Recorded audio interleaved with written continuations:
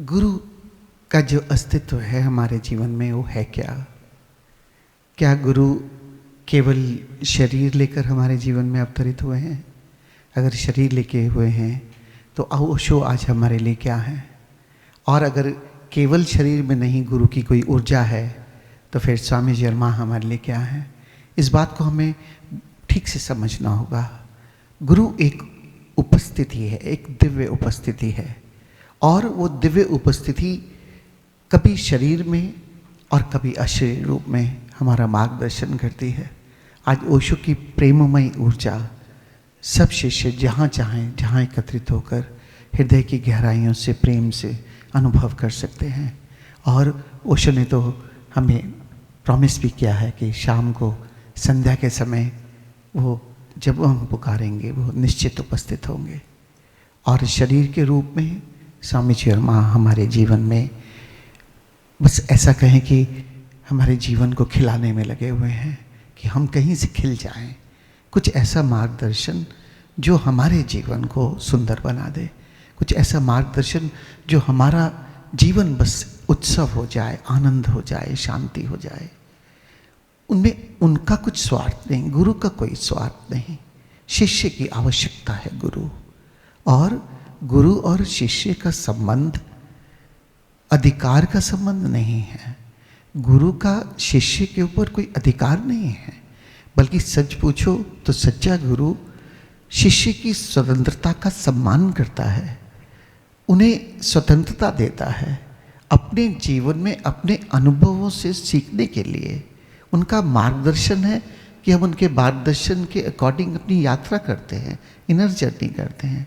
लेकिन सच्चा गुरु कभी भी किसी को रोकता नहीं है, बांधता नहीं है, बल्कि खुला आकाश देता है कि तुम प्रेम और ध्यान के परों से उड़ान भरो। माना कभी गिरोगे, माना कभी नहीं उड़ पाओगे, लेकिन फिर प्रयास करोगे, क्योंकि उनका आशीर्वाद, उनकी ब्लेसिंग्स हमारे साथ हमेशा होती हैं। ये गुरु और शिष्य का संबंध है। और कोई भी गुरु आज तक, सच्चा गुरु ये नहीं कहता कि मैं तुम्हारा गुरु हूँ। वो तो बस तुम्हारे लिए मित्र की तरह खड़ा होता है। इसीलिए ओशो ने कहा कि मैं तुम्हारा मित्र हूँ। लेकिन ये हमारे शिष्यों का हृदय है, हमारे अहोभाव हैं, हमारी यात्रा है कि हम उन्हें केवल मित्र की तरह नहीं देख सकते, क्योंकि हम उनके मित्र होने के काबिल स्वयं को समझते ही नहीं हैं। ये उनका प्रेम है कि वो इतने करीब हमारे आते हैं, और ये हमारा रेवरेंस है कि उनको इतना करीब पाकर भी हम उन्हें सर पर, अपने मस्तक पर बिठाते हैं और उनसे प्रेम करते हैं। एक गुरु और शिष्य का संबंध एक हार्दिक संबंध है, एक आत्मा का आत्मा से संबंध है। लेकिन अहंकार जहाँ भी चाहता है, जिस भी रूप में आता है, वो शिष्य को गुरु से दूर कर देता है। फिर गुरु की ऊर्जा शिष्य के हृदय तक या चेतना तक नहीं पहुंच सकती, क्योंकि बाधा ही अहंकार बना देता है। कैसे मैं मिट जाऊं, कैसे मेरा अहंकार मिट जाए, कैसे मैं बस अपने अहंकार को गुरु के चरणों में विलीन कर दूं, क्योंकि गुरु मेरे लिए वो व्यवस्था है जहाँ मैं झुकता हूँ। गुरु मेरे लिए वो आयोजन है जहाँ मैं अपने अहंकार को मिटा सकता हूँ। और ओशो ने यही कहा है, तुम्हारे और परमात्मा के बीच बाधा है तो सिर्फ तुम्हारी मैं की। और गुरु एक अवसर है, मेरे जीवन का एक अवसर, कि किस तरह से मैं निरअहंकारिता में एक बार प्रवेश तो कर जाऊं, और फिर देखो कि मेरे कितने करीब मुझे वो हर पल संभालते हैं, हर पल मुझे देख रहे हैं, हर पल मेरे साथ हैं, हर पल मेरे सवालों का जवाब है, हर पल मेरे जीवन की हर उलझन को सुलझाते हैं, अलग अलग ढंगों से, कभी किसी रूप से, कभी किसी रूप से। लेकिन ये मेरा एक शिष्य का होना है कि मैं हृदय का उनसे संवाद, अपनी चेतना का संवाद मिटकर कर तो सकूं, अपने आप को खाली तो कर सकूं। जब तक मैं खाली नहीं होऊंगा तो ओशो या स्वामी जी या माँ या सदगुरु हमारे लिए कर क्या सकते हैं? हम भरे हुए उन पर आते हैं और फिर कहते हैं कि आप हम पे कृपा करो। वो चाहे भी तो कृपा हम तक नहीं पहुंचती, क्योंकि वो तो कृपा हर रूप में करेंगे, क्योंकि उनका अनकंडीशनल लव है हमारे लिए। उनका कोई भी शर्त नहीं है कि तुम खाली होकर आओ तभी मैं तुम पे उड़ेलूँगा। वो तो उड़ेलते चले जा रहे हैं, लेकिन हम ग्रहण कर पाते हैं नहीं पाते। ये हमारा धर्म, हमारी शिक्षा, हमारा रास्ता है, हमारा मार्ग है।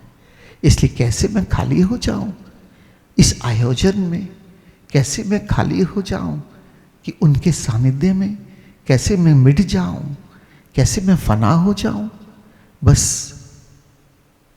तुम्हारी कृपा मुझ तक पहुंच जाए, मैं अपनी चेतना को भर सकूं।